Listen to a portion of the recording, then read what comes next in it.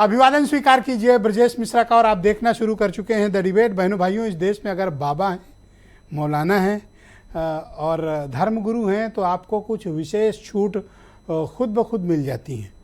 अपराध किया हो तो उससे भी छूट मिल जाती है। आपका मामला कोर्ट में पहुंचा है, स्टे भी आपको मिल जाएगा। और अगर जेल में हैं तो आपको पैरोल भी मिल जाएगी। बाबाओं के लिए इस देश में ऐसा लगता है कुछ प्रिविलेज उन्हें हासिल हैं जो शायद किसी और को नहीं है। आज इन्हीं कुछ मामलों को लेकर हम इस सार्वजनिक चर्चा को आयोजित करते हैं। बहनों भाइयों, बाबाओं का तिलिस्म आपने देखा होगा, ये एक अलग लेवल पे जा चुका है। आज मैंने ये डिबेट आयोजित की है ताकि मैं आपके समक्ष एक स्थिति स्पष्ट कर सकूं कि ये धर्माचार्यों को, धर्मगुरुओं को और बाबाओं को इस देश में विशेषाधिकार हासिल है। और छोटा मोटा विशेषाधिकार नहीं, हीनियस से हीनियस क्राइम, गंभीर से गंभीर आरोपों के बावजूद कुछ खास किस्म के बाबाओं को कुछ खास तरह के विशेषाधिकार हैं। और खूबी यह है कि पुलिस भी उनको वो विशेषाधिकार का उपयोग करने के लिए प्रेरित करती है। सरकार तो पलक पावड़े बिछा के बैठती है और कोर्ट्स भी इनके प्रति बड़ी दयावान रहती है। आम आदमी के जीवन में अगर एक छोटी सी भूल हो जाए, अपराध हो जाए, उसकी ज़िंदगी को पुलिस जहन्नुम बना देती है। कोर्ट से रिलीफ भी नहीं मिलती। लेकिन बहनों भाइयों, इन सब के लिए जेल के दरवाजे खुल जाते हैं। अदालतें इनको सुनने के लिए तत्काल तैयार बैठी हैं और पुलिस तो इन बाबाओं के पैरों पर लेटी हुई है। 3 उदाहरण, एक या दो नहीं, 3 उदाहरण आपके समक्ष प्रस्तुत करूंगा। ये जिनकी आप तस्वीर देख रहे हैं, आप लोगों का असल में क्या है, याददाश्त कमज़ोर है, भूल जाते हैं। ये सूरज पाल उर्फ नारायण सरकार उर्फ भोले बाबा हैं। आपको याद होगा कि हाथरस में एक सत्संग के दौरान भगदड़ मचने से 121 मासूम और बेगुनाह लोगों की जान गई थी। आपको पता है कि हाथरस में जो लोग मरे थे उनमें कौन लोग थे? छोटे बच्चे, महिलाएं, बुजुर्ग, कुचल कर इनकी मौत हुई थी। और आज जब चार्जशीट दाखिल की है उत्तर प्रदेश की पुलिस ने हाथरस इस कांड में, जिसमें 121 निर्दोष नागरिक मारे गए थे कुचल कर बेरहमी से। बहनों भाइयों, हृदय चीर देती है इस तरह की घटनाएं, मन को दुखी और द्रवित कर देती है। लेकिन क्या मजाल कि इन पर कोई कार्रवाई हो जाए। एसआईटी बैठी, कुछ नहीं हुआ और यूपी पुलिस ने इस बाबा को चार्जशीट से क्लीन कर दिया और कहा इन पर तो कोई आरोप ही नहीं बनता। जिस व्यक्ति की वजह से इतनी बड़ी वारदात हुई हो, 121 लोग मारे गए हों, 121, लेकिन सूरजपाल, नारायण सरकार, भोले बाबा, जो भी इस व्यक्ति का नाम है, एक भी कार्रवाई नहीं। साहस नहीं है उत्तर प्रदेश पुलिस का कि इस व्यक्ति को समन करके बुला पाते कि यह घटना हुई कैसे। छोटे मोटे कर्मचारी अधिकारियों पर कार्रवाई करके, सेवादारों पर एक्शन लेके पुलिस ने 121 मासूमों की मौत पर मिट्टी डाल दी। अगर इसको राजनीति की विभत्सता नहीं कहेंगे तो किसे कहेंगे? लेकिन इस पर कोई बात करने को तैयार नहीं। किसी भी जिम्मेदार पुलिस अधिकारी, प्रशासनिक अधिकारी, किसी पर एक्शन नहीं हुआ। 121 लोग मारे गए। उदाहरण नंबर 1। उदाहरण नंबर 2, बाबा राम रहीम, बलात्कार हत्या के मामले में कोर्ट ने जिसे सजा दी हो, सजा याफ्ता, और किस तरह पैरोल का खेल हो रहा है आपकी आंख के सामने, आप सब देखते हैं। लोगों को जेल से 1 दिन की पैरोल मिलना मुश्किल है, 1 दिन की फरलो मिलना मुश्किल है। लेकिन इस बाबा के लिए ऐसा लगता है कि जेल तैयार बैठी है, पुलिस प्रशासन तैयार बैठा है और भारत का निर्वाचन आयोग भी अनुमति देता है और कोर्ट तो तैयार बैठा है मुहर लगाने के लिए। बाबा राम रहीम, इस हरियाणा के चुनाव चल रहे हैं और इस वक्त फिर वो अपने आश्रम में मौजूद हैं, जबकि पिछले महीने 25 दिन की पैरोल पर था, फिर बाहर है। कानून का इससे विभत्स मजाक क्या हो सकता है? कहते हैं कानून अंधा होता है।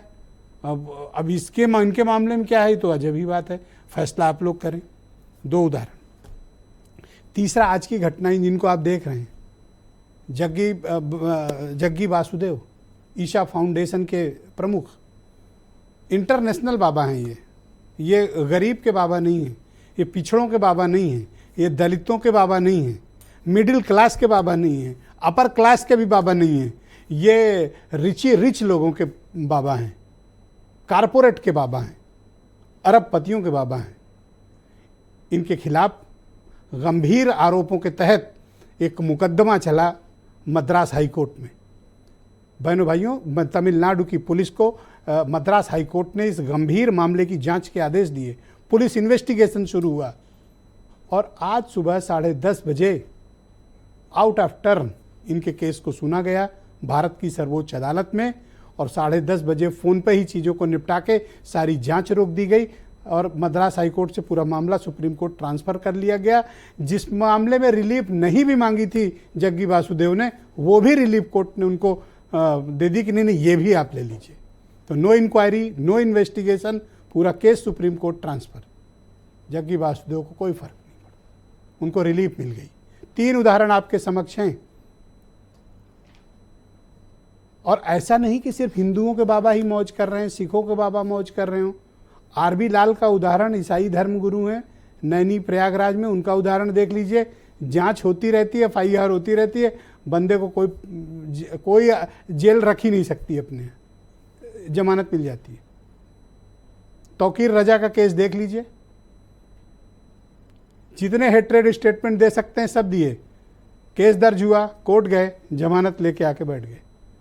तो इन लोगों को स्पेशल प्रिविलेज है जो हमें आपको नहीं है। क्या कारण है? इन कारणों की हमें समीक्षा करनी चाहिए बहनों भाइयों। और कारण सिर्फ एक ही चीज़ है, वोट बैंक की राजनीति, जात पात की राजनीति, और इनके जरिए अपने राजनीतिक मकसद साधने की रणनीति। कानून हो या पुलिस हो, सब इन बाबाओं के पैरों पर हैं। और आपको रोज़ इस तरह के दृश्य देखने को मिलते होंगे। ये चीज़ विचलित करती है, आपको इस पर चिंतन करना चाहिए। इसी चिंतन के उद्देश्य से ये डिबेट आयोजित की गई। तो कुछ स्टेटमेंट, फिर ये डिबेट। घटना हाथरस की बड़ी गंभीर घटना हुई, उसमें 100 के ऊपर लोग मारे गए और जांच में जो भी दोषी पाए गए हैं उन पर कोई कार्रवाई से पुलिस ना आगे पीछे नहीं करेगी और पूरी तरह से दोषी जनों के ऊपर सख्त कार्रवाई की जाएगी। कोई भी घटना हो, उस घटना में जो अपराधी मुख्य आरोपी होगा वो भारतीय जनता पार्टी का समर्थन या सहयोगी होगा। उनको सरकार बचाती है और निर्दोष लोगों को फंसाने का काम करती है। फर्जी बाबा देश में तमाम बन गए हैं। ये तो सिपाही था, इसको मैं जानता हूँ पर्सनली, इसके बहुत सारे कर्म जानता हूँ, आगरा में रहता था पहले ये। लेकिन अजीब इस देश का भेड़ चाल है और लोग इनके पीछे क्यों भागते हैं। शायद हम सब लोगों की भी कमजोरी है कि हम लोगों ने देश को प्रशिक्षित और शिक्षित नहीं किया कि ईश्वर के पीछे भागो, इन बाबाओं के पीछे मत भागो, ईश्वर को मान। बहन मायावती जी, जो कि स्वयं उत्तर प्रदेश की 4 बार माननीय मुख्यमंत्री रही, लगातार नारायण साकार हरि जी को व्यक्तिगत रूप से बदनाम करने के लिए उन पर लांछन लगाती हैं, झूठे झूठे आरोप लगाती हैं, जबकि माननीय जांच एजेंसियां पूरी अच्छी तरह से कार्य कर रही हैं। बहनों भाइयों, सिर्फ मायावती ही इकलौती लीडर हैं जिन्होंने नारायण साकार को क्लीन चिट दिए जाने के मामले पर गंभीर आरोप सरकार पर लगाए और कहा कि संरक्षण मिल रहा है इस तरह के कृत्य करने वालों को। बाकी किसी ने कुछ नहीं बोला, सन्नाटा हर तरफ, हर कोई में। कोई बोलना नहीं चाहता क्योंकि सबके कमिटेड वोट बैंक हैं। और अगर इन बाबाओं के खिलाफ किसी ने बोला या सच की बात की तो उसका वोट कम होगा। यही कारण है कि ये पॉलिटिशियंस इस प्रकार के व्यवहार करते हैं आपकी आंख के सामने। कुमार अशोक उत्तर प्रदेश में बीजेपी के लीडर हैं। प्रियंका गुप्ता यूपी में कांग्रेस कमेटी की प्रवक्ता हैं। अनिल दुबे राष्ट्रीय लोकदल से हैं। नावेद चिको बहुत ही जाने माने पत्रकार हैं। और फॉर्मर डीजीपी सुलखान सिंह साहब मेरे साथ खास तौर पर मौजूद हैं। दीपक मिश्रा समाजवादी चिंतक हैं। और नागेंद्र जी महाराज काशी विद्वत परिषद के प्रभारी हैं, हमें बनारस से ज्वाइन कर रहे हैं। और वीरेंद्र सिंह जी हमारे स्टेट हेड, आप सभी का शुक्रिया और धन्यवाद मेरे साथ इस कार्यक्रम का हिस्सा बनने के लिए। अशोक जी, तो फाइनली आप लोगों ने क्लीन चिट सूरजपाल को दिलवा दी। सबसे बड़ी चीज़ ये है कि ये तो सत्य है कि सबके अपने सत्य हैं, सबके अपने झूठ, और कोई कहता लाभ से, कोई कहता लूट। ये सबका अपना अपना देखने का चश्मा है। लेकिन एक चीज़ तो कटु सत्य है कि जब चार्जशीटेड में कोई आदमी FIR में उसका नाम नहीं है तो उसके ऊपर कोई चार्जशीट नहीं लग सकती। वो तो 132 पेज की रिपोर्ट में कहीं भी नामजद नहीं थे, उनको कहीं चार्जशीटेड किया नहीं गया था। आयोजक ऐसी तमाम घटनाएं हुई हैं जिसमें आयोजक को ही ये हमेशा किसका पार्टी कार्यक्रम बनाया था जहां भगदड़ हुई, 121 लोग मरे? ये जो कार्यक्रम किसका था? ये कार्यक्रम था देव प्रकाश मधुकर जी का। और इसका मुख्य सत्संग कौन करने आया था? सत्संग करने के लिए तो वो जरूर आए थे, लेकिन उनके जाने के बाद की घटना घटी, ये सबने टीवी पे देखा, चैनलों पे देखा। और मैं तो जब कहता हूँ खुद सरकार मायावती पर जी बैठे से- लोग घटना के दूसरे दिन हाथरस जाकर क्लीन चिट देंगे तो पुलिस क्या जांच करेगी? नहीं नहीं, ऐसा बिल्कुल नहीं आपने है। एफआईआर में नाम नहीं लिखा, उसको समन करके पूछा नहीं, इन्वेस्टिगेशन नहीं, के उनसे नाम पर आपने investigation- क्या किया? उनसे इन्वेस्टिगेशन हुई, आईओ ने उनसे सवाल भी किया, उन्होंने अपने पूरा सहयोग किया। जहां तक मायावती जी का प्रश्न अभी आपने उठाया है, तो एक ऐसी राजनीतिक शख्सियत है वो, 121 लोग किसी और की सभा में मारे गए होते, किसी के सत्संग निश्चित में, तौर पर बहुत वो इस गंभीर तरह घटना से है। बच के निकलता है? बिल्कुल नहीं होता। 121 लाशें ना वो आपसे इंसाफ मांग रही हैं। निश्चित तौर पर ये इंसाफ की बात है। आप और सिर्फ बहुत ये नहीं कह दुखद है। सकते कि हमने सिर्फ एफआईआर में नाम नहीं, क्यों नहीं था एफआईआर में नाम?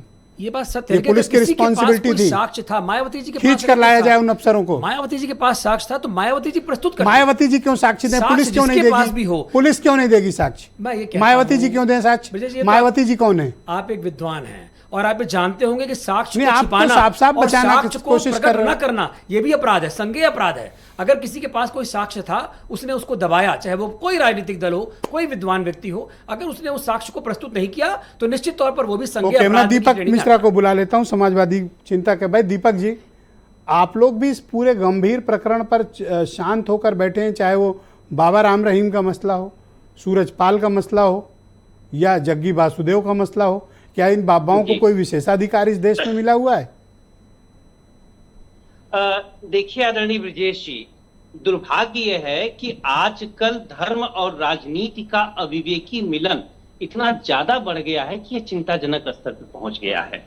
ऐसे ही लोगों के लिए तुलसीदास जी ने बहुत पहले ही लिख दिया था, लख सुवेश जग पंचक जेऊ, बेस प्रताप पूजहि तेहु, उग्रही अंत न होय निबाहु, काल नेमिजिम रावण राहु। रावण भी कौन सा रूप लेकर आया था सीता का हरने? साधु का, गिरुआ वस्त्रधारी और परिव्राजक का रूप था। ये सर, आपत्तिजनक अधि मैं आपको चक्रमान कर लूं, वैदे मैं ही परिव्राजक रूप पहला थे। राउंड के बाद आपको तो मौका सवाल दूंगा। ये है कि पहले राउंड में ऐसे कोई लोग इंटरप्ट नहीं सशक्त करेंगे। जनबल के बल पे हो जाते हैं और धनबल के बल पे हो जाते हैं। तो धर्म की आड़ में यह पूरी तरीके से विधर्मीकरण का कार्य कर रहे हैं। इनके खिलाफ ओके, तो एक सूरजपाल भी को बनाना कैसे क्लीन होगा चिट मिल और गई? यह काम सबको करना है। 121 लाशों पर राजनीतिक के जमात ढेर को पर भी खड़ी करना पुलिस। है, क्योंकि लोहिया ने साफ-साफ लिखा 121 था कि धर्म सुन दीर्घकालीन लीजिए। राजनीति और राजनीतिक अल्पकालीन धर्म है। 121 स्थिति लाशों में के और ढेर आपका पर जो खड़ी डिबेट पुलिस ने है, नारायण साखार को क्लीन चिट दे दी। ऐसा लगता है नारायण नहीं खुद ही देना उतर आए चाहिए। हों। नहीं देना चाहिए। मैं फिर कह रहा हूं, तो देखिए आपने पुलिस क्या प्रशासन इफर्ट तो किया? छोटी एक अवधारणाएं प्रिंसिपल हैं। अपोजिशन होने यहाँ के नाते सरकार आपको ये या मामला उठाना सरकार की चाहिए था। जवाबदेही आपको है सरकार कि की कोई जवाबदेही, भी पुलिस की जवाबदेही तय अधार्मिक करनी कार्य चाहिए थी। और आप प्रिंसिपल अपोजिशन की भूमिका में इसमें विफल रहे हैं। सही बात है। मुझे देखिए कुछ तकनीकी कारणों से आवाज स्पष्ट नहीं है, सर, लेकिन जिस बात का आदरणीय जवाब नहीं विजय जी, देना तो आवाज नहीं आती है सर।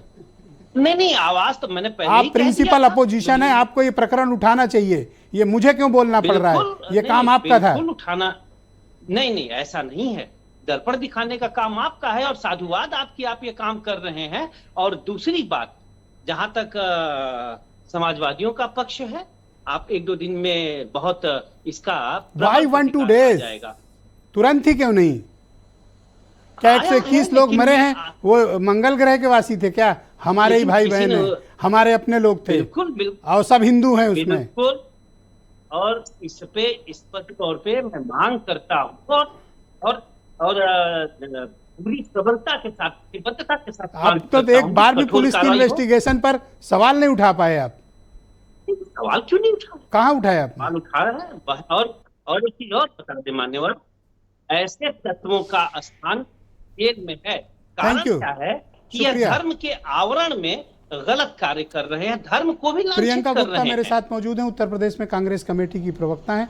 मैडम, मैं आपसे जानना चाहता हूं कि अगर इससे हीनियस क्राइम और क्या हो सकता है जो राम रहीम ने किया, जो जिसकी सभा में 121 लोग मारे गए हों, ये सब आज़ाद घूम रहे हैं, इन सबको क्लीन चिट है। इससे ज़्यादा शर्मनाक और क्या हो सकता है? इस सोसाइटी को क्या संदेश मिल रहा है?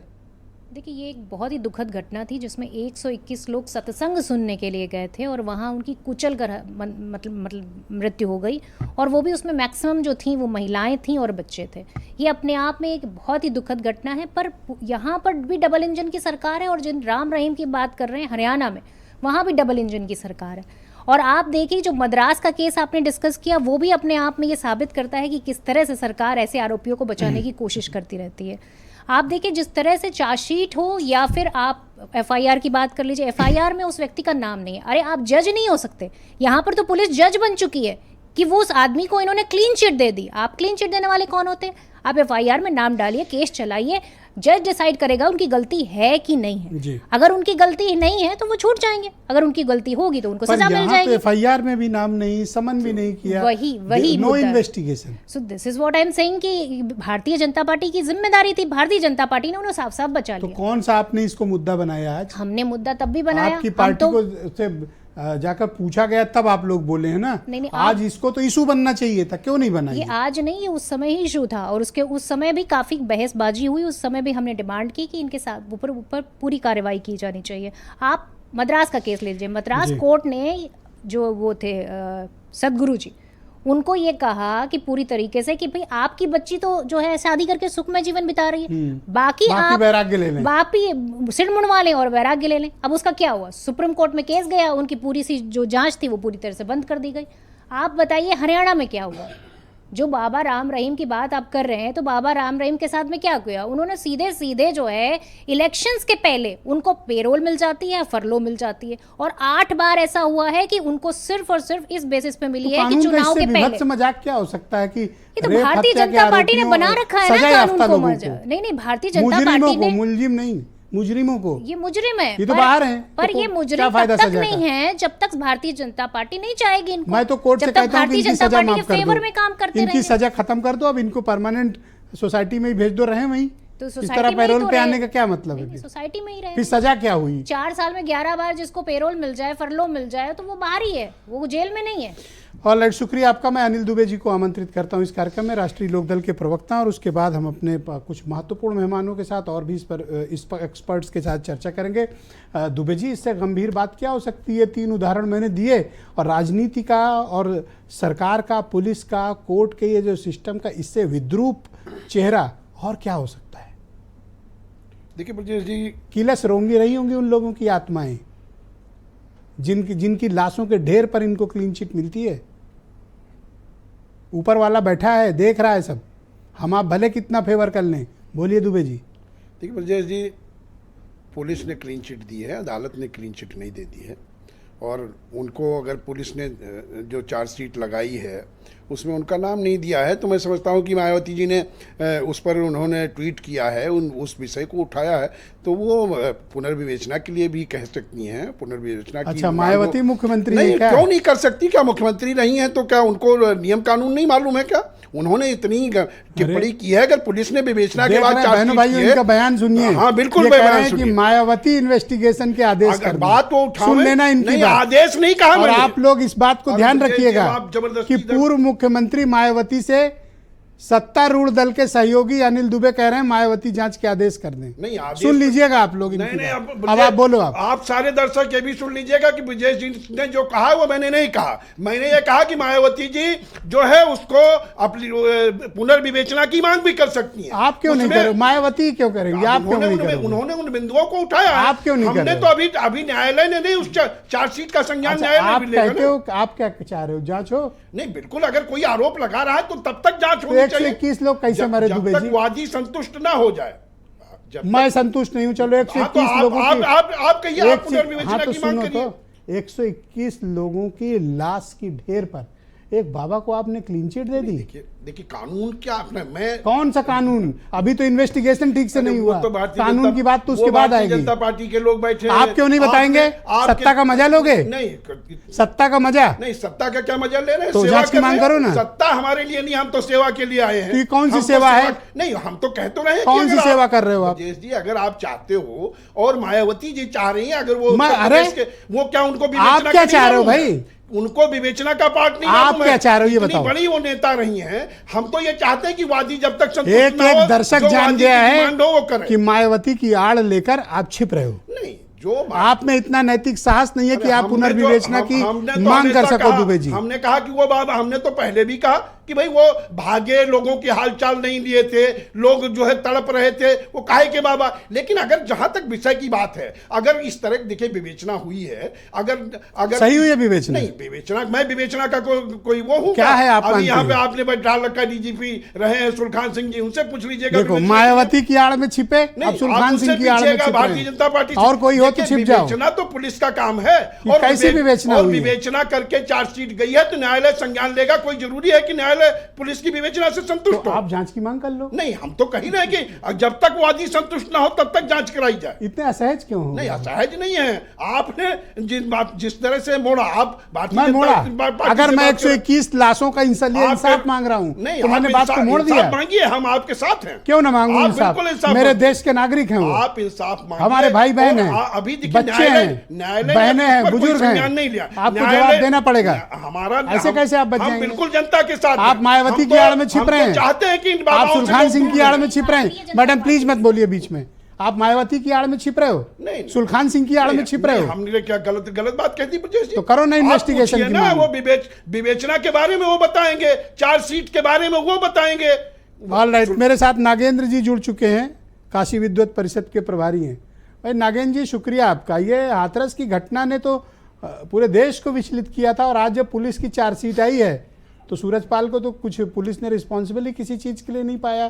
क्लीन चिट, पहले दिन से उस आदमी को क्लीन चिट मिल रही है। FIR में नाम नहीं, उसके ऊपर इन्वेस्टिगेशन नहीं, और अब उसको क्लीन चिट।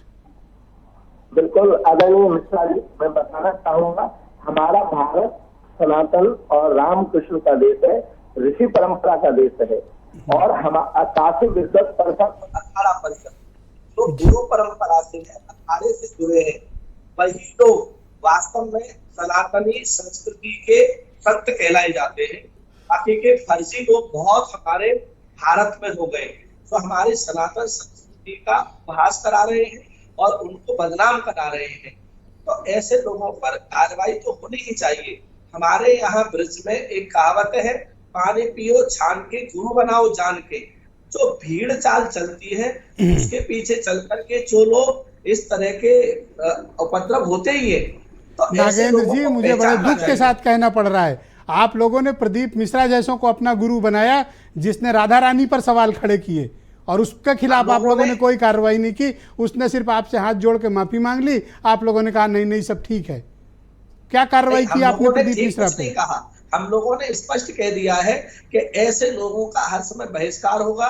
काशी विद्वत परिषद की बैठक हुई है और फर्जी लोगों की लिस्ट तैयार की जा रही है, और इन लोगों का हमारे सनातन संस्कृति और हमारे जो अखाड़ा परिषद और विद्वत परिषद है, उन लोगों का कोई अब आप राम रहीम का केस देख लें, जग्गी वासुदेव का केस देख लें, अदालतें तो तैयार बैठी है कि ये जो ना कहें वो भी रिलीफ इनको मिल रही है। इन लोगों का कोई क्या प्रभाव है इनका भाई? अखाड़ा परिषद इन लोगों का विरोध करता है और काशी विद्वत परिषद भी थैंक यू, का विरोध करता है। शुक्रिया नागेंद्र जी। मैं पूर्व DGP सुलखान साहब को आमंत्रित करता हूँ। सबकी बात समेटने के बाद मैं इनसे पहुँचाऊँ, फिर आपको भी सुलखान जी की बात लें। सुलखान सिंह जी, बहुत स्वागत आपका और धन्यवाद हमें समय देने के लिए।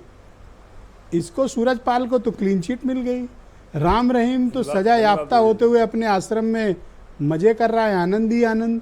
जग्गी वासुदेव का केस देखा, जो रिलीफ नहीं भी मांगी थी, सुप्रीम कोर्ट ने तुरंत पहली फुर्सत में रिलीफ दे दी, केस भी एकदम अपने पास बुला लिया, नो इन्वेस्टिगेशन।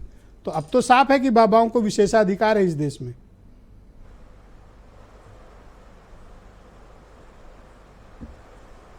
जी, मैं राम रहीम के या जग्गी वासुदेव के मामले पे कुछ मुझे जानकारी ज़्यादा नहीं है, तो मैं उसमें कुछ नहीं कहूँगा।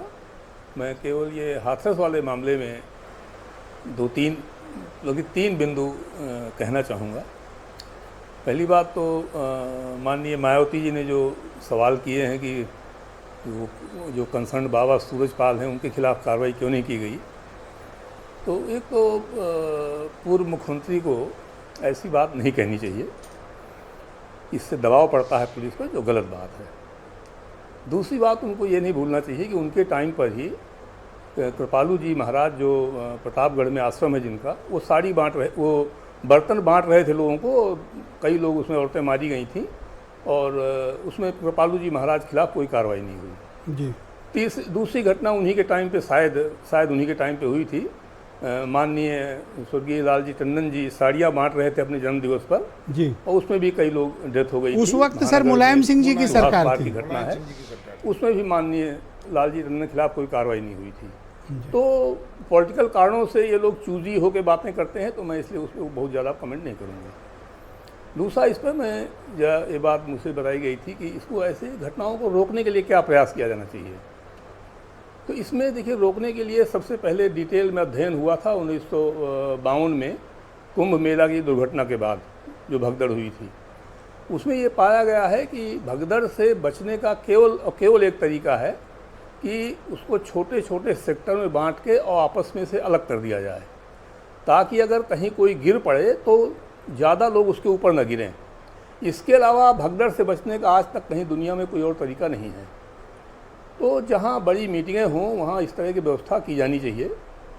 और पब्लिक ऑर्डर राज्य सरकार का विषय है, तो राज्य सरकार को अपने विधायिका से कानून बनाना चाहिए पब्लिक ऑर्डर के बारे में, जो आयोजकों के लिए जिम्मेदारी डाले कि वो परमिशन लें और सहयोग करें प्रशासन का। प्रशासन को अगर उम्मीद हो कि ज़्यादा भीड़ इकट्ठी होगी तो वो सेक्टर बनाए वहाँ पर जी, बैरिकेड करे और ये सुनिश्चित करे कि स्टाम्पीड ना हो। जहाँ तक इस घटना की तफ्तीश की बात है, तो हमेशा मेरा मानना रहा है कि पुलिस को अपना काम इंडिपेंडेंटली कर देना चाहिए। पुलिस की तफ्तीश पर सवाल उनके पर्यवेक्षक अधिकारियों को या न्यायालय को ही उठाना चाहिए। बाहरी लोग, अगर प्रभावशाली लोग सवाल उठाते हैं तो इससे दबाव बनता है, उसकी विवेचना निष्पक्ष नहीं होती है। तो मैं इस मामले में इससे ज़्यादा मैं कुछ नहीं कहूँगा। जो भी केस है वो कोर्ट में जाएगा और ये कोर्ट का अधिकार है कि वो पर सर कमी निकाले, दोबारा मीडिया बिल्कुल सवाल उठा सकती है। हम पुलिस इन्वेस्टिगेशन, पुलिस के जांच के तरीके पर बिल्कुल सवाल उठा सकते हैं।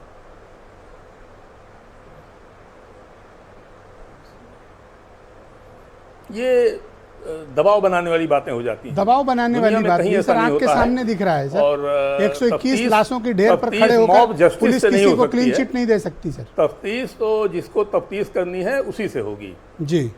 तो दुर्भाग्यपूर्ण घटना जरूर है 121 लोगों की मृत्यु जो है, लेकिन उस दुर्भाग्यपूर्ण घटना को लेकर के हमें कोई अपना विंडिक्टिव सर, मेरा बिल्कुल प्रश्न बिल्कुल सही है सर। और उन लोगों को इंसाफ मिलना चाहिए जो इस हादसे में कुचल कर मारे गए हैं, और इन्वेस्टिगेशन पर सवाल बिल्कुल उठने चाहिए सर। मैं इस पर सहमत हूँ सर। और मैं नावेद सिको जी को आमंत्रित करता हूँ, बहुत ही जाने माने पत्रकार हैं हमारे साथ जुड़े हुए। नावेद जी, स्वागत आपका।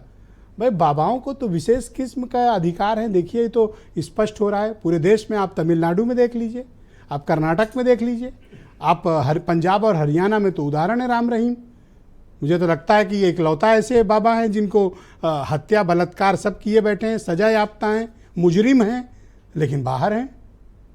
और अब तो सूरजपाल का उदाहरण भी इस देश पे सामने आ गया। 121 मौतें, क्लीन चिट, और क्या चाहिए? जी बिल्कुल, आपका सवाल वाजिब है। मैं सुल्तान जी ने जो वक्तव्य दिया मैं उस पर कुछ बात रखना चाहूँगा। दबाव से आदमी सवाल नहीं करता है, और जो दबाव मुक्त होता है वही सवाल करता है। जनता सवाल करेगी, करोड़ों जनता सवाल इस बात का करेगी। और ये बात भी बिल्कुल सही नहीं है कि भगदड़ से बचने का कोई रास्ता नहीं है रास्ता।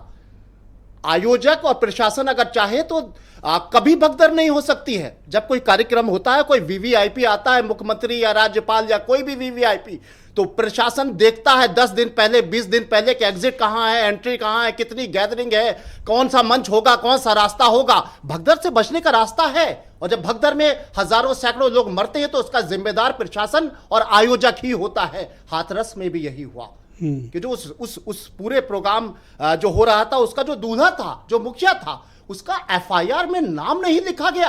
आपको याद होगा, घटना जब होती है, अपराध होता है, तो जो नजदीकी समय होता है उसका इन्वेस्टिगेशन बहुत महत्वपूर्ण होता है।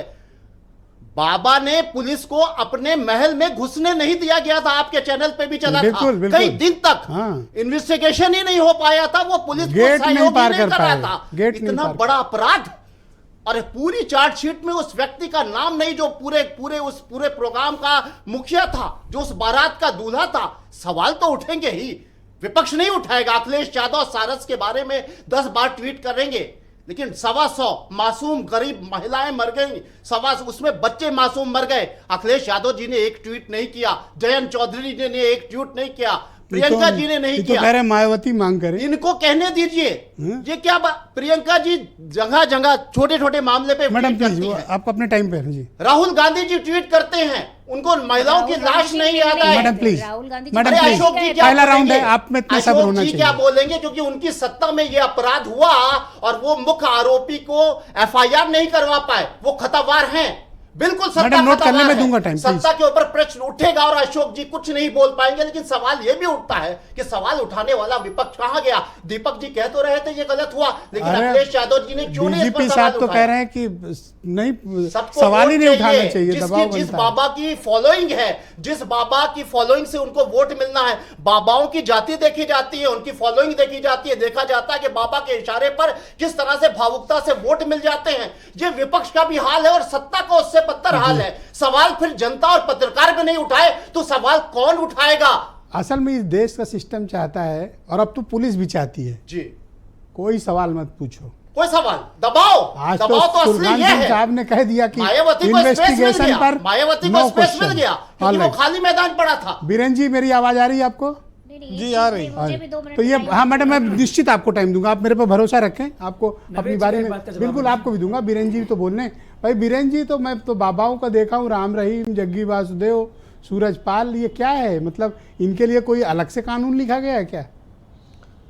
बिल्कुल, देखिए जब हम भारत देश में रहते हैं जहाँ सबसे ज़्यादा देवी देवता हैं, सबसे ज़्यादा बाबा हैं, महात्मा हैं, संत हैं, मंदिर हैं, और उसी वजह से तमाम सारी खामियां और तमाम सारे लोग ऐसे पाए जाते हैं जो धर्म की आड़ में जिनका शोषण होता है, छले जाते हैं, तमाम परेशानियां लोग झेलते हैं जी। ये एक तरह का अद्भुत संसार है और भारत में इसका बहुत ज़्यादा प्रसार है। और सबसे बड़ी बात यह है, जब से ये नए युग के बाबा आए, नए नए लड़के बाबा बनकर आए हैं, तो इन्होंने ऐसे ऐसे चमत्कार दिखा दिए हैं, टेक्नोलॉजी का ऐसा इस्तेमाल करते हैं कि बहुत बड़े बड़े समझदार और पढ़े लिखे लोग इनके दर्शन के लिए, इनके कार्यक्रम में जाने के लिए पागल रहते हैं। इसमें सिर्फ बाबा ही नहीं है, हर धर्म में मौलाना, मौलवी, पंडित, तमाम सारे धर्म गुरु, हर तरह के लोग हैं इस समाज में, और बेधड़क सबका अपना अपना काम और दुकान चल रही है। कोई ब्रजेश जी चोला ऐसा पहनता है, कोई लाल कपड़ा पहनता है, कोई भगवा पहनता है, कोई जो है काला पहनता है, कोई सर पे टोपी रखता है, कोई दाढ़ी बढ़ाता है, और तमाम तरह के रंग बिरंगे आवरण हैं, और सबकी दुकानें अपनी अपनी सजी हुई हैं। उदय प्रताप सिंह का एक शेर है कि हजारों रास्ते खोजे गए उस तक पहुंचने के लिए, मगर जो पहुंचे हुए थे वो कह गए कि भगवान सबका है। ये अलग अलग जो रास्ते बने हुए हैं, ये अलग अलग जो धर्म हैं, ये सब जाकर एक ही जगह मिलते हैं। लेकिन ये हम आप और ये संसार में बैठे लोग इस बात को नहीं समझ पाते कि विभिन्न रास्तों से हम जो जा रहे हैं, हमारा रास्ता अच्छा है, उनका रास्ता खराब है, या ये रास्ता आसान है, उनका कठिन है, ये सब भ्रम है। पहुंचना सबको आखिर में वही है, सबका मालिक जो एक है। लेकिन समस्या इस बात की है कि जब राजनीति ने धर्म को घालमेल में उलझा दिया, अपने फायदे के लिए इस्तेमाल करने लगी, मंचों पर जाकर नेता बाबाओं की सभाओं में वोट मांगने लगे, आशीर्वाद लेने लगे, सरकारें बनाने लगे, तो फिर जनता के साथ अन्याय भी शुरू हो गया। सत्ता के करीब आकर, सत्ता की ताकत पाकर, सत्ता को आशीर्वाद देकर बाबा हवाई जहाज़ों से, चार्टर प्लेनों से, 5 स्टार 7 स्टार लग्जरी जीवन शैली से जीते और चलते हैं। जब मैं बाबा कहता हूं तो इसमें मौलवी, मौलाना, हर धर्म के लोग इसमें माने जाएं शामिल हैं। हालांकि सुप्रीम कोर्ट का आदेश है हमारे देश में कि राजनीति में धर्म और जाति का इस्तेमाल नहीं किया जाएगा, लेकिन मानता कोई नहीं है, क्योंकि ब्रजेश जी, हमारे यहाँ कहा गया था कि धर्म और राजनीति, इन दोनों का जो सह अस्तित्व है, जो एक साथ है, इसके पीछे धारणा लोक मंगल की है।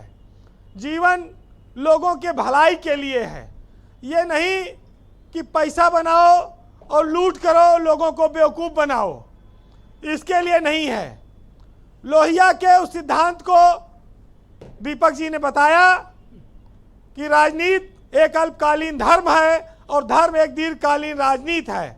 लेकिन इन दिनों आप देखेंगे तो धर्म और राजनीति का रिश्ता कुछ ऐसा आपस में मिलजुल गया है कि जो धर्म कभी हमें श्रेष्ठता की ओर ले जाना सिखाता था, जो सियासत हमको बुराई से लड़ने के लिए सिखाती है राजनीति, वहाँ पर ऐसा गठजोड़ बन गया कि बाबा जब मनावे जेल में जाए, जब मनावे बाहर आ जाए।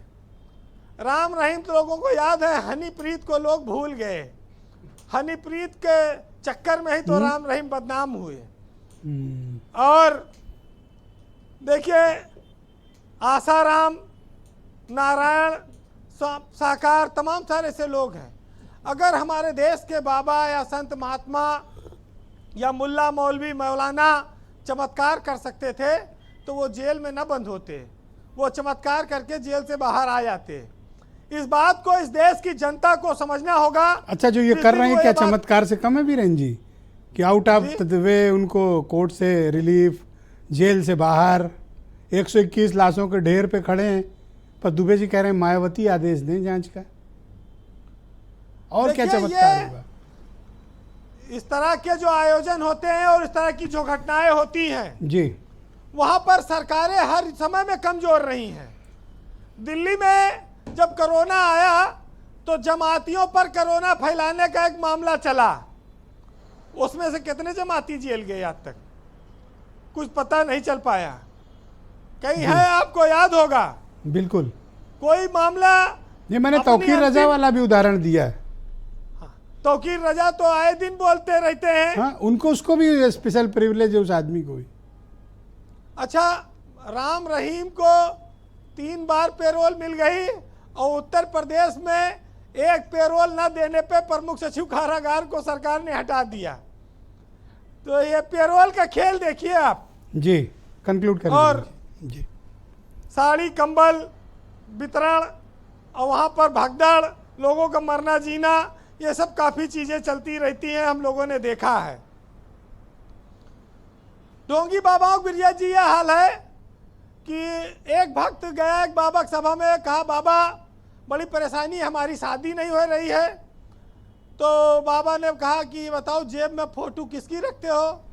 तो भक्त ने कहा बाबा सलमान खान की। तो कहीं बेटा कृपा इसीलिए रुकी हुई है, अब जेब में फोटो अनूप जलोटा की रखा करो, बुढ़ापे तक स्कोप बना रहेगा। तो ये भी हमारे यहाँ बाबा शिक्षा देते हैं, इस पर भी आप थोड़ा ध्यान रखिएगा। अरे दुबे जी ध्यान रखें, हम लोग क्या करेंगे? जिसकी फोटो रखना हो ये रखें अपनी पॉकेट में। औरत और आदमी के 36 गुण मिलाकर शादी ब्याह होता हो जी, उस देश में वो कटौजुज शादी के साल 2 साल बाद आदमी और औरत में मस्ती है कि 36 गुण मिलवाने वाला अगर पंडित मिल जाए तो उसको लोग चबा के कच्चा खा जाए। ये जान लीजिए, ये 36 गुण वाले शायद अनिल दुबे जी हैं, इस मामले में काफी सौभाग्यशाली हैं जी। कंक्लूड करें जी। सुनिएगा, साहित्य कहता है कि वेद पुराण की सारी आभा ले डूबे, काशी कैलाश और काबा ले डूबे, लोग कैसे समझें कि धर्म क्या है, धर्म को अब तो ढोंगी बाबा ले डूबे। बहुत शुक्रिया वीरेन जी, आपका बहुत बहुत धन्यवाद। हमें ग्राउंड जीरो से अपना फीडबैक, ओपिनियन और पॉलिटिकल जानकारी उपलब्ध कराने के लिए आपका बहुत शुक्रिया। बहनों भाइयों, दूसरा चरण प्रारंभ करते हैं। कुमार अशोक बीजेपी के लीडर हमारे साथ मौजूद हैं। अब आप बताइए, जवाबदेही तो आपकी तय होनी चाहिए, क्यों ना हो? पर मैं नवेद जी की 2 बातों से बिल्कुल एक से सहमत हूँ और एक से असहमत हूँ। दोनों बात रखना चाहता हूँ। पहली चीज़ ये कि वो मीडिया किसी भी विषय के लिए स्वतंत्र है और वह अपनी राय रख सकता है, वो सवाल पूछ सकता है, सवाल उठा सकता है। लेकिन ये भी तय है कि FIR में नाम स्वतः कोई पुलिस वाला अपनी मर्जी से नहीं डालता है, और जो FIR में लोग हैं उन्हीं के ऊपर जांच होती है, उन पर जांच हुई, उनका नाम एफआईआर में था ही नहीं। अगर किसी के पास कोई साक्ष्य था वो देते। 14 लोग कुल उसमें नामजद थे और 14 में से 13 लोग जो है वो जेल भेजे गए, निरुद्ध किए गए, 2 लोग खाली छोड़े गए। मैं आपको एक रवि, एक लवकुश। वीडियो फुटेज और हमारे सारी चैनल के पास जिम्मेदारी मौजूद आयोजक की है। होती हमसे मांगे पुलिस, हम दे देंगे आयोजक कि की नारायण साकार उस वक्त मौजूद थे, गाड़ी नहीं लेकर थे। भाग रहे थे। वो वहाँ मौजूद मैं आपको नहीं थे। वीडियो फुटेज दूंगा, अगर वो आप था- मांगे तो पुलिस हमसे, साक्ष्य मैं तैयार हूं देने को। तो मैं आपको आप कहिए बताऊं- अपनी पुलिस से मांगे हमसे, हम देने को तैयार हैं। मैं गुस्ताखी माफ के साथ बोलना चाहूंगा कि अगर आपके पास साक्ष्य थे और आपने पुलिस को नहीं दिया तो ये भी तो संज्ञेय मांगे तो अपराध पुलिस है। हमसे, ये भी संज्ञेय अपराध है। हमसे मांगे आप तो वहाँ देना ही चाहिए। अपराध तो आप कर रहे हैं, मैं तो कहता हूँ है हम पे, मांगिए ना आप वहाँ पहुंचाइए, मांगिए, हम आपको देते वहाँ हैं। दीजिए। अब तो जांच पूरी हो गई है, फिर दोबारा हाँ, जांच की मांग जांच होगी। पूरी हो गई है। लेकिन कोई भी चीज में अगर कोई विषय है तो उसको इस तरह, जैसे अभी हमारे समाजवादी चिंतक बोल रहे थे जिन्होंने समाजवाद, जातिवाद और पूंजीवाद को लेकर के समाजवाद का ढोंग रचा, वो आज सवाल उठा रहे हैं। अभी वो कह रहे सारे साधुओं के ऊपर आरोप लगा दिया कि रावण साधु का वेश लेकर के आए, सारे साधु आरोपित हैं। तो इस तरह की भाषा का प्रयोग करने वाले लोग जिनको ज्ञान नहीं है, सूरजपाल को ठीक हुआ, मतलब क्लीन चिट ठीक है। नहीं, जब वो आरोपित नहीं थे वो जा चुके थे, तो आयोजक के ऊपर ही हमेशा एफआईआर हाँ, होती बिल्कुल है। सही है। आज तक का जो भी रहा क्लैरिटी हो है गई। आयोजक ही फंसा है। मैं क्या चाहता था, पब्लिक को क्लैरिटी हो कि उसको बचाने वाले कितने लोग इस पैनल में बैठे हैं, सब समझ ले जनता। मैं तो केवल इसलिए ये डिबेट की थी, मेरा कोई पर्सनल एजेंडा नहीं, मेरा तो मैं वहाँ का रहने वाला भी नहीं, लेकिन मेरे एक देश के नागरिक मारे गए, इसलिए मेरा कर्तव्य है कि मैं उनके लिए इंसाफ की आवाज़ उठाऊं। बोलिए दीपक मिश्रा जी, अब आपके मुंह क्यों बंद हो गया? मेरा मुंह बिल्कुल नहीं है, मैं तो मांग करता हूं न्याय होना जितना महत्वपूर्ण है, आदरणीय पूर्व डीजीपी जी बैठे हुए हैं, न्याय होते हुए प्रतीत होना भी उससे ज्यादा महत्वपूर्ण है। तो साहब ये प्रक्रिया बोलेगा कैसे- कौन? जनता ने आपको प्रिंसिपल अपोजिशन चुना है। ये तो जो सपा का कौन व्यक्ति उनके साथ खड़ा है? कोई भी समाजवादी ऐसे तत्वों के साथ खड़ा नहीं हो सकता जो धर्म और राजनीति के आड़ में अपराध करते हो, अपराधियों के साथ खड़े होते हो। सर मैं अपराधियों की बात ही नहीं कर रहा हूँ। देखिए, आप तो धर्म और लच्छेदार भाषा बोल के इनका- पूरी इनका- डिबेट को इनका गुमराह कर समाज- रहे हैं। सर प्लीज, नहीं, गुमराह आप नहीं तो कर गुमराह रहे, कर रहे मांग कर रहे हो, हैं। आप शब्दों मैं से तो खेल रहे हो। देखिए मैं बाबाओं की बात कर रहा हूँ सर, अपराधियों की नहीं। आपके माध्यम से पुलिस से कि न्याय होते हुए दिखना चाहिए। अच्छा होता कि एफआईआर में उनका नाम होता और बाद में जांच वाच होती जो होती।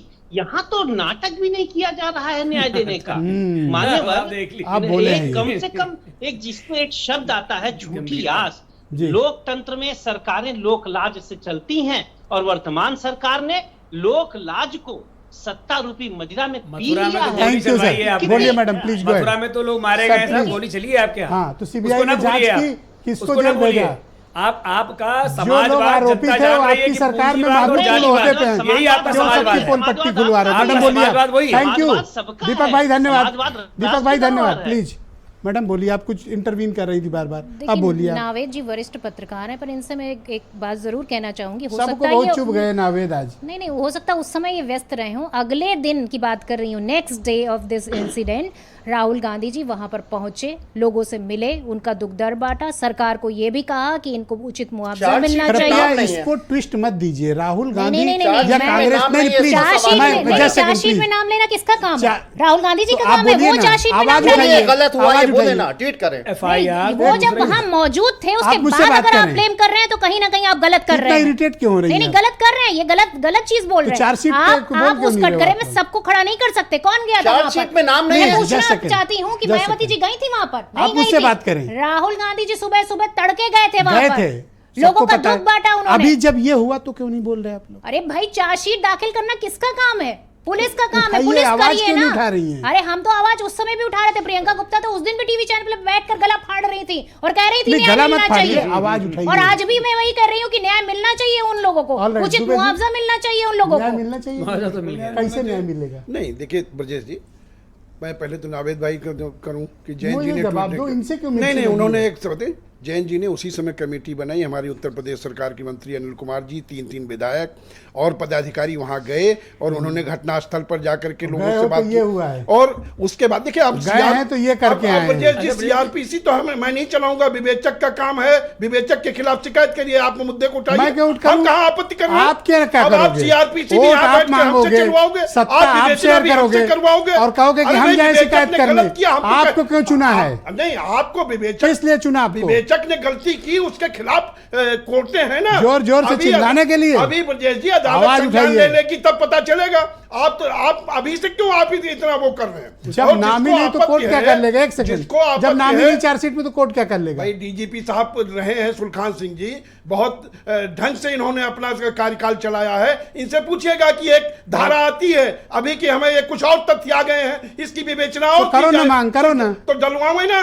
जिन लोगों कौन डलवाएगा? जिन्होंने ट्वीट किया, जिन लोग सत्ता आप शेयर कर रहे हो, आपको आपत्ति है, आप मुद्दों को उठाते आप क्यों नहीं उठाओगे? तो आप मैं तो उठा ही रहा हूँ, तो मांग करो, मैं उठा ही रहा हूँ, करो मांग। भाई न्याय होना चाहिए। मैं तो कह रहा हूँ कि क्या न्याय होना चाहिए? वादी कहो कि री इन्वेस्टिगेशन हो। मैडम प्लीज बीच में आप कहिए री पैनल की मांग हो वो आप करा लीजिए। आप बोलिए कि सारे लोग यहाँ बैठे हो, उसमें कौन सी यहाँ का मशवरा कर रहे हो? यहाँ वोटिंग क्यों करा रहे हो? आप नहीं बोलो ना, डिबेट तो यहाँ आप करा रहे हो, तो बोलो री इन्वेस्टिगेशन हो। हम कहते सारे पैनल के लोग चाहते हैं। आप क्या चाहते हो? न्याय हो, हम लोग तो कहते हैं। तो री इन्वेस्टिगेशन हो, समर्थक थोड़ी है, री इन्वेस्टिगेशन हो। लेकिन अगर ब्रजेश जी आप ये परंपरा इन्वेस्टिगेशन कि अगर कोई इन्वेस्टिगेशन, थैंक यू, नहीं वो इन्वेस्टिगेशन हो उससे कौन सी आपत्ति है? ऑलराइट, 6 मार्च को नागेंद्र राहुल गांधी, एक सेकंड, नागेंद्र जी राहुल गांधी रुक जाइए, 2020 प्लीज रुक जाइए। नागेंद्र जी मैं कहता हूँ इसका री इन्वेस्टिगेशन हो, 6 मार्च 2020 तैयार ही नहीं है ये लोग। बोलिए नागेंद्र जी। मैं बताना चाहता हूँ ये हादसा दुखद हुआ है, 121 लोगों की जान गई है और कार्रवाई होनी चाहिए जिससे कि आगे के लिए शिक्षा मिले, व्यवस्थाएं बने कि भाई इस तरह के हादसे होना ये अपराध है, ये धर्म में भी ये पाप है, किसी की हत्या होना पाप है, तो उससे बचना चाहिए और उस पर कार्रवाई निश्चित रूप से होनी चाहिए। जो भी तो आप मुझे बताइए कि विद्वत परिषद ने क्या किया, आप मुझे बताइए कि अखाड़ा परिषद ने क्या किया, आप बताइए मुझे कि सनातन के धर्म गुरुओं ने क्या इस पर एक्शन लिया।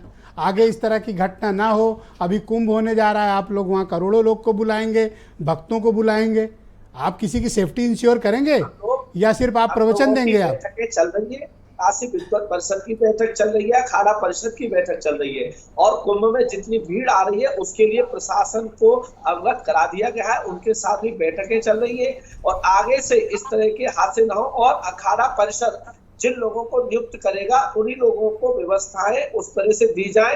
अचानक से जो भीड़ लेके आ जाते हैं और जो व्यवस्थाओं में फेरबदल करवाते हैं प्रभाव के तौर पे, उन पर कार्रवाई हो जिससे कि हमारे यहाँ किसी प्रकार के कोई हादसे न हो। थैंक यू नागेंद्र जी, शुक्रिया। चल रही है जी। मैं सुलखान सिंह साहब को आमंत्रित करता हूँ। सर मैं आपसे समझना चाहता हूँ कि जब इस तरह की घटनाएं होती हैं तो किस तरह की इन्वेस्टिगेशन का क्या तरीका होता है, किस तरह से इन्वेस्टिगेशन आगे बढ़ाई जाती है?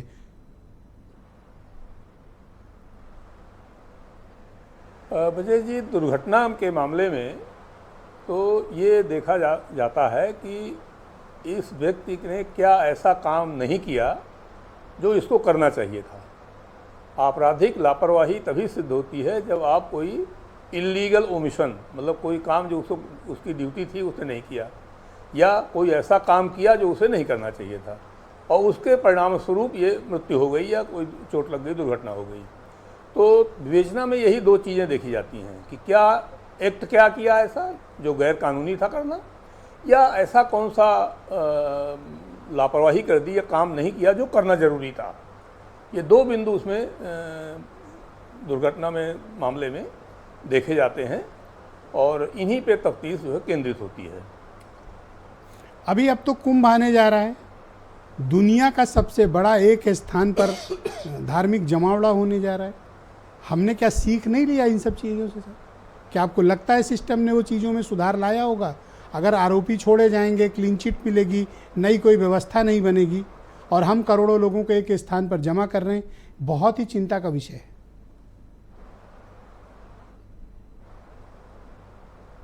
ये कुंभ के बाद ही भीड़ प्रबंधन की व्यवस्था यहाँ उत्तर प्रदेश में लागू हुई है और बाकी जगहों पर हुई है जी। हमने भी मिर्ज़ापुर में विंध्याचल देवी पे जो भीड़ होती है उसके लिए गवर्नमेंट को लिखा था कि ये एक मेला व्यवस्था बनाई जाए और उसके लिए बजट दिया जाए। जैसा मैंने कहा था कि इसमें केवल यही एक तरीका है कि भीड़ को जगह जगह छोटे छोटे सेक्टरों में बांट के उसको कंट्रोल किया जाए। कुंभ मेला में यही किया जाता है कि अगर भीड़ संगम में बढ़ रही है तो उनको फिर फूलपुर और झूंसी और फाफा मऊ और ये पश्चिम सरीरा इस तरह से रोका जाता है कि भाई आप वहाँ से लोगों को आने मत दीजिए, यहाँ भीड़ ज़्यादा है जी। जब ये निकल जाते हैं तो थोड़े थोड़े लोग आते रहते हैं। किसी भी समय अगर सेक्टर रोक दिया जाए और कहीं भगदड़ हो जाएगी तो उस छोटे सेक्टर के लोग ही गिरेंगे। आपको याद हो उसके बाद भी कई जगह लोगों के गिरने की घटनाएं हुई, लोग बेहोश हो गए हैं, लेकिन मौतें नहीं हुई उससे, क्योंकि वो सेक्टर इतना छोटा होता है कि उसमें लोग कुचल नहीं सकते हैं और भीड़ में दम घुटने से भगदड़ में मौत होती है।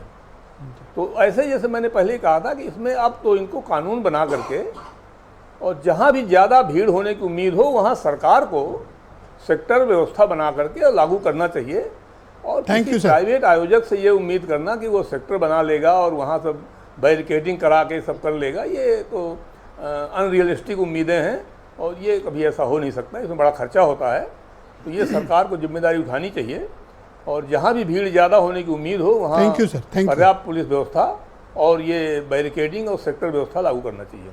Yes Naved ji, go ahead. आपसे आज काफ़ी लोगों ने आपत्ति प्रकट की।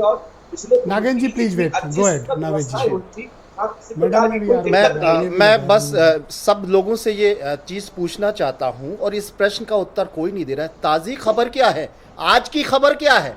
आज की खबर यह है कि सूरजपाल, जिस पर पूरी संभावना है कि उस अपराध का वो अपराधी हो सकता है, पूरे पूरे उसके सबूत हैं, सरकार ने उसको बचा लिया इसलिए कि उसकी फॉलोइंग है वोट बैंक के लिए। चलिए, सरकार दोषी है, उत्तर प्रदेश पुलिस दोषी है, इसके पीछे पॉलिटिक्स हो गई। मेरा सवाल यह है कि चाहे लोकदल हो, चाहे कांग्रेस हो, समाजवादी पार्टी हो, ये सारे दल, इनने जो 150-125 लोग मासूम गरीब मर गए, उनकी मौत पर उनको कोई फिक्र नहीं है। किसी इनके चेहरे पे दुख नहीं वो गए भी थे और अरे आप मुझे ये बताइए, मैडम मेरी तरफ देख के आप बात करें, जाने से नहीं होता, वो गए थे, जाने से नहीं होता, आप मेरी बात क्यों नहीं होता, जाने से क्यों नहीं होता? आज झूठी घटना थी, झूठी घटना थी, झूठी घटना थी,